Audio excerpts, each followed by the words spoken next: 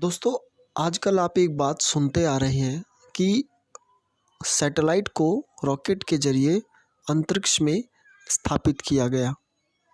उस समय में आपके खुराफाती दिमाग में कोई सवाल तो ज़रूर उठता होगा कि आखिर ये रॉकेट अंतरिक्ष में जाता कैसे है और अंतरिक्ष में जाने के बाद उस रॉकेट का क्या होता है। क्या वह ज़मीन पे वापस आ गिरता है या वो उसका आसमान में ही नष्ट हो जाता है।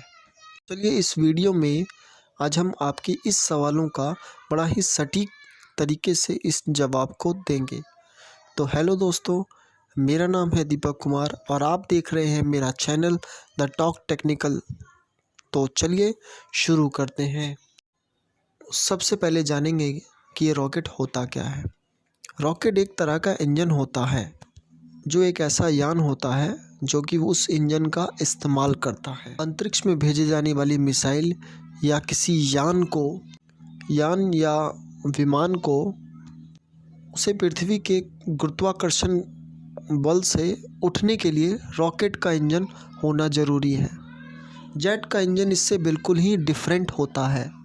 वायुमंडल से ऑक्सीजन लेके काम करता है। रॉकेट इंजन वह सब चीज़ जिसकी धरती पे आवश्यकता होती है वो सब कुछ ये लेके चलता है जो आकाश में इसकी ज़रूरत पड़ेगी। स्पेस में भी अपना काम करता रहता है। इंजन दो तरीके के होते हैं जिसमें शटल ऑर्बिटल तरल ईंधन का इस्तेमाल करते हैं। अन्य विमानों में ठोस ईंधन का इस्तेमाल किया जाता है। स्पेस शटल के किनारे में दो ठोस बूस्टर लगे हुए होते हैं, वह भी ठोस ईंधन का इस्तेमाल करते हैं। तो दोस्तों, रॉकेट का इंजन काम किस तरीके से करता है। बेसिकली रॉकेट का इंजन भी अन्य इंजनों की तरह ही काम करता है और वह ईंधन को जलाकर थ्रस्ट पैदा करता है। थ्रस्ट का मतलब बल।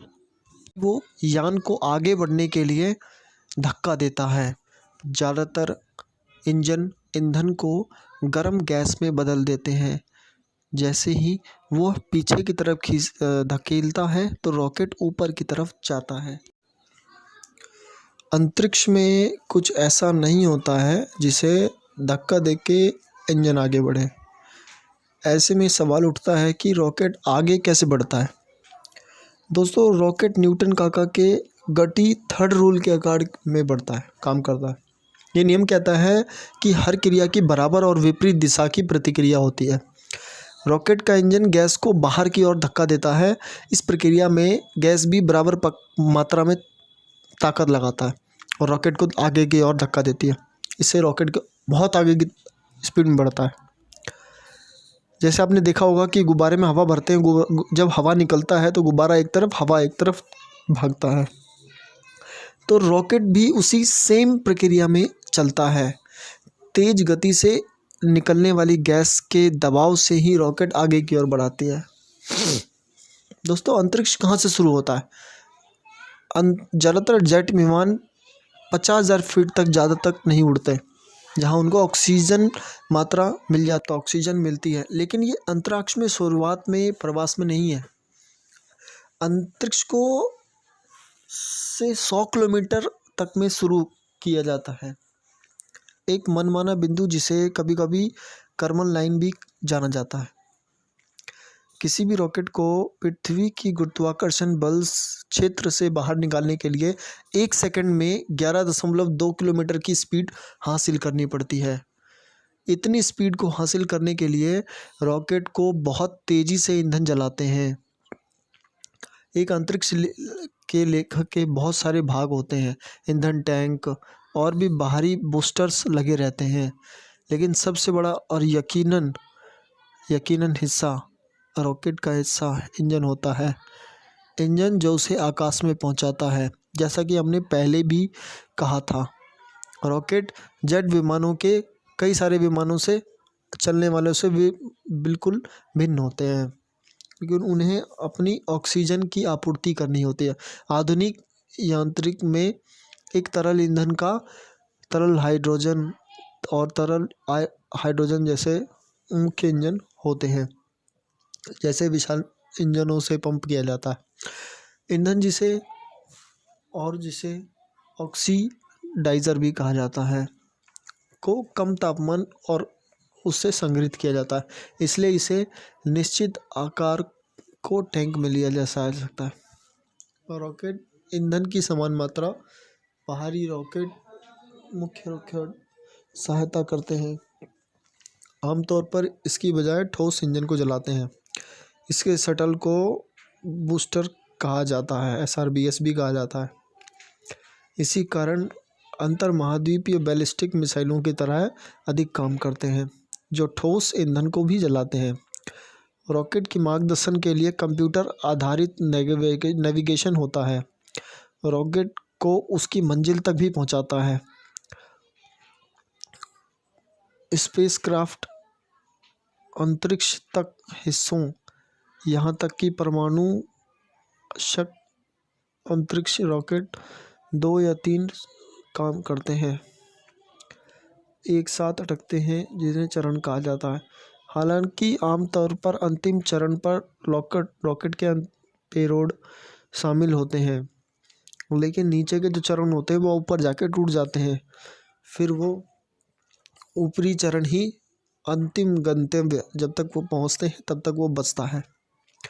कुछ rocket space shuttle European Ariane rocket के पूरे झुंड की तरह दिखते हैं, जिन्हें एक साथ स्ट्रैप किया जाता है। बीच में एक मोटा फ्यूनियर होते हैं, बड़ा केंद्रीय रॉकेट, दोनों तरफ से पतले रॉकेट जिन्हें बूस्टर कहा जाता है। वह वर्षा वाले आतिशबाजी की तुलना में बहुत अधिक होते हैं, जो कि मुख्य इंजन को अंतरिक्ष तक पहुंचाने के लिए ऊपर की ओर धकेलने के लिए बूस्ट करते हैं। दोस्तों, अधिकांश रॉकेट 2 या 3 चरणों से बने होते हैं। जब एक चरण सभी ईंधन का उपयोग कर लेता है तब मेन रॉकेट से कनेक्ट किया जाता है और उसको अलग कर दिया जाता है, जो कि पृथ्वी के वायुमंडल में जल के भस्म हो जाता है, या फिर पृथ्वी पे भी आके वो गिर जाते हैं। ये जब वापस गिरते हैं, जब ये समुद्र में या आबादी वाली क्षेत्र से बाहर जाके ये गिरते हैं या वो वायुमंडल में जल जाते हैं। ऐतिहासिक रूप से पृथ्वी पर वापस गिरने और वायुमंडल में जलने के लिए छोड़ दिया जाता है, लेकिन 1980 के दशक में नासा के स्पेस शटल के साथ शुरू होने के साथ इंजीनियरों ने पुर्जों को डिज़ाइन किया, जिन्हें वापस लाकर और वापस से उसका उपकरण दोबारा से यूज़ करके इस्तेमाल किया, ताकि वो दोबारा से ही वापस दूसरे रॉकेट में लॉन्च हो सके, ऐसी मदद हो सके। दोस्तों, रॉकेट सीधा ऊपर जाता है, जबकि प्लेन ऊपर जाने के बाद रनवे पे दौड़ लगा के जाता है। ऐसा क्यों होता है? चलिए इसका भी जवाब ढूंढ कर देते हैं। दोस्तों, किसी भी विमान को ऊपर उठने के लिए धक्के की ज़रूरत पड़ती है। एरोप्लेन, पक्षी, उड़ने वाली जितनी भी कीट हवा से जब पंख टकराती है तो पंखों से पीछे ठेल कर ही ऊपर उड़ते हैं। रॉकेट में पंख नहीं होते हैं, उनको ऊपर उठने के लिए धक्का देना ज़रूरी है और उसी से प्रेस मिलता है। प्लेन ज़्यादा भारी होता है, उसे ऊपर उठने के लिए हवा को तेज़ गति से पीछे छोड़ना पड़ता है, इसलिए वो पहले रनवे पे कुछ दूर चल के पंखों से हवा को ठेलने का बल प्राप्त करता है। रॉकेट को ज़मीन पे दौड़ाने और आसमान पे धक्का देने के लिए नीचे बल देकर ही वो ऊपर उठ सकता है। और रॉकेट और एरोप्लेन एक ही सिद्धांत पे काम करते हैं, दोनों गैस को पीछे छोड़ते हैं और उससे उन्हें आगे जाने का धक्का मिलता है। तो दोस्तों, ये तो हो गई रॉकेट और अंतरिक्ष में जाने की बात। दोस्तों, आखिर सबसे पहले रॉकेट का आविष्कार कब और कहाँ हुआ था? ऐसा माना जाता है कि 12वीं सदी के बाद चीन में रॉकेट का आविष्कार हुआ था।